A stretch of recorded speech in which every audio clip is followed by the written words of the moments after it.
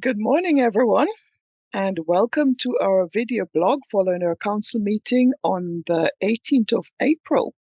So my name is Odeth Richardson. I am Chair of Council, and today I'm joined by Steve Ford, our Chief Exec. And I'm just going to tell you a little bit about my day job because a couple of our members have asked what was it that I do. So I'm Head of Service for Occupational Therapy at the Newcastle upon Tyne Hospitals.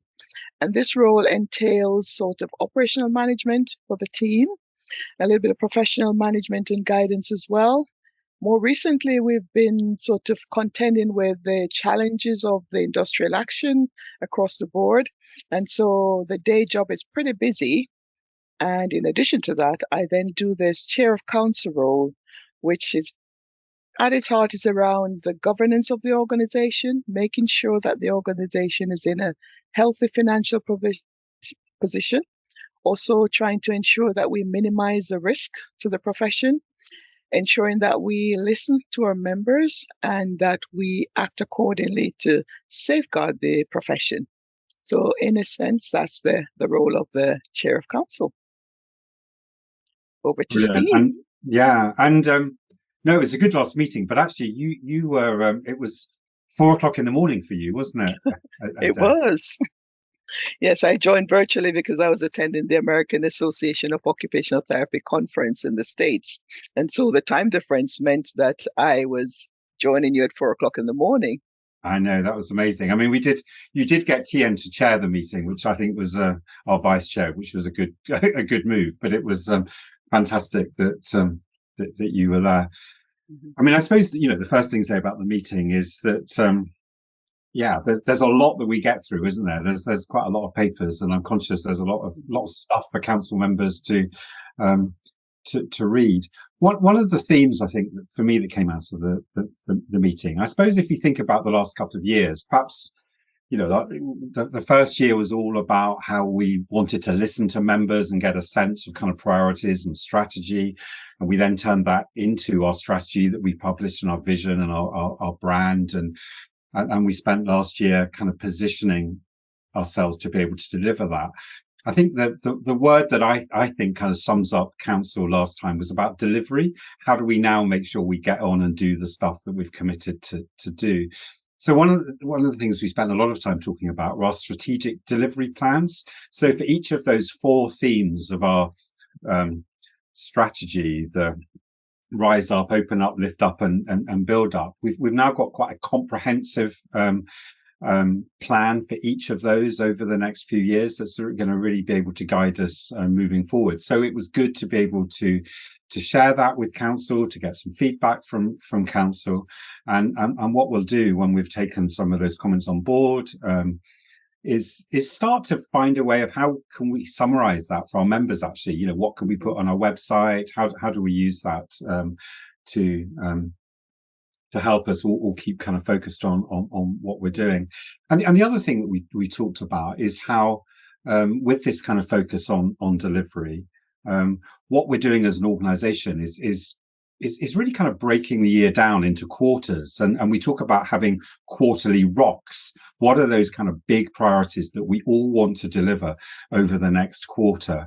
And that's leading to some really good conversations, I think, because when you talk about objective setting in terms of the next 3 months rather than a year, it does force you to say, well, what are the competing priorities? What are we going to prioritize? What support do I need to be able to do this? What expectations am I do I have of other teams helping me with my objectives or whatever? And so that's leading to better conversations. So it was good to share all of that with council and get some feedback too.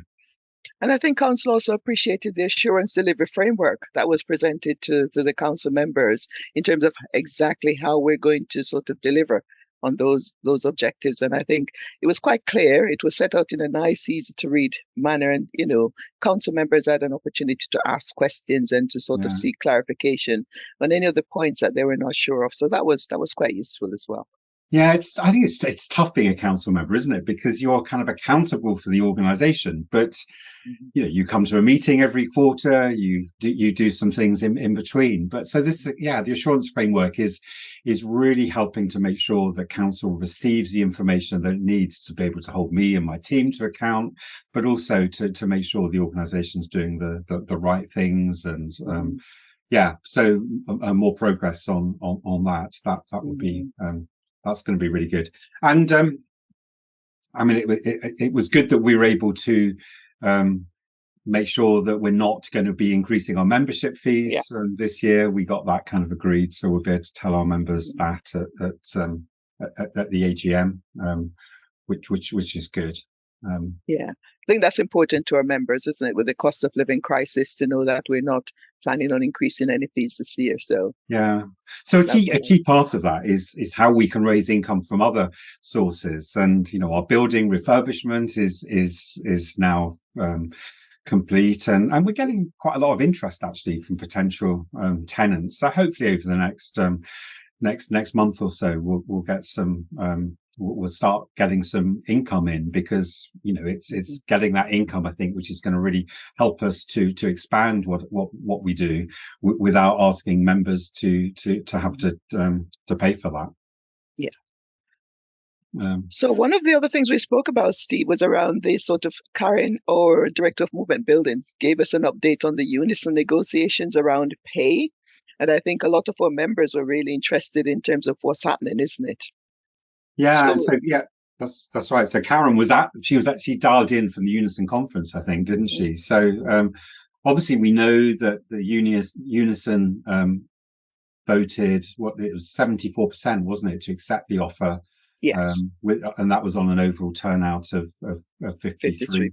53%. So I think now the next step is for the unions to come together, which they're doing in the next few days, to kind of agree what the next steps are, and we'll be sharing, and Unison will be sharing updates on all of that.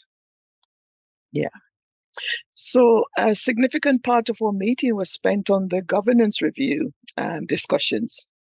We know that we have, well, it's not a significant issue as such, but it was brought to the fore in terms of when our Unison counterparts were talking about the issues around the industrial relations and so on. And there were some members who felt that the council was a little bit slow in sort of stating our position, but we were constrained because, of course, there's one arm of our profession which sits under the BAOT agenda, which is our Unison arm. And then we also have our charity arm, which sits under the Royal College of Occupational Therapists as our professional arm. And so reconciling those two are challenging in terms of our governance arrangements. And so we really need to unpick some of those. And so we Mm. spent some time talking about a governance review. And I'll just ask Steve to give us a little bit of an overview of where we got to with that one. Yeah, I mean, I think one of the things we all recognise is actually governance is complicated. It's complicated because BAOT is a trade union and has to act within trade union law. RCOT is a charity and has to act within charity law. And there are quite a lot of kind of rules around how the relationship between those two organizations. And I think what we've tended to do in the past is almost conflate them, and we have the same council that's on BAOT and RCOT. But actually, I think we need to be much clearer about the differences, the relationship, the conflicts of interest, and those kind of issues. So we started off a process looking at all of that, and involving, I think, very experienced kind of charity governance lawyer. But what came out in a lot of these discussions, I think, is recognizing that there are some constraints that we have as a charity in terms of how outspoken we can be, the kind of message we want to have. And I think, and it came out, didn't it, in the Casson lecture last week with Keir, this sense of how, we need to be louder and a bit more outspoken as a profession. And sometimes that kind of charity bit holds us back. So one of the things that we've started to think about, and this is really kind of early days, but how do we perhaps turn it on its head a bit so that we use the union bit as almost the vehicle under which RCOT, or the organisation does all of its activity, with perhaps a smaller group of a subset of activities done by the charity. So quite a lot of implications on all of that. It's something that members themselves would have to kind of vote and approve at an AGM. But what came out of the discussion was council saying, yeah, we're really interested in exploring this further, really understanding the implications, and then taking that forward into a discussion. So we'll be doing that. It is potentially a lot of work, but I think kind of clarifying our structures could really help us to be a bit sharper in how we kind of work and communicate, and actually a bit more responsive to some of the demands that our members are putting on us. Yeah. So we're anticipating that this is going to be a longer term project, say around 18 months or so. And so we'll be coming out to the membership with some suggestions or some updates regularly as we undertake this governance review, because it's going to be longer term. And so we'll need the members' input as well. So watch this space. We will let you know as soon as we start the process. The initial consultation was around council giving permission for us to explore this a little bit further in a little bit more detail. Yeah, so we've got a subgroup with a number of council members and others involved in that. We've now got Kate, who's our new head of governance, who's just joined us, and she'll be helping to take that forward. And I guess on that, so this will be probably something for the AGM in 2024, but we did spend quite a bit of time at council talking about this year's AGM, didn't we? And just how we can perhaps kind of sharpen up the kind of process a little bit now that it's a kind of online meeting. Yes, we spent some time sort of planning the program for the AGM in terms of how we're going to make it a little bit more interactive with our members.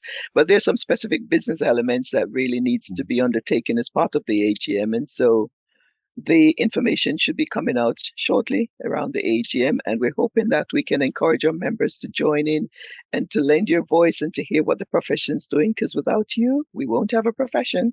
So it would be really great if as many of you as possible could sign up to attend the AGM and to give us your views.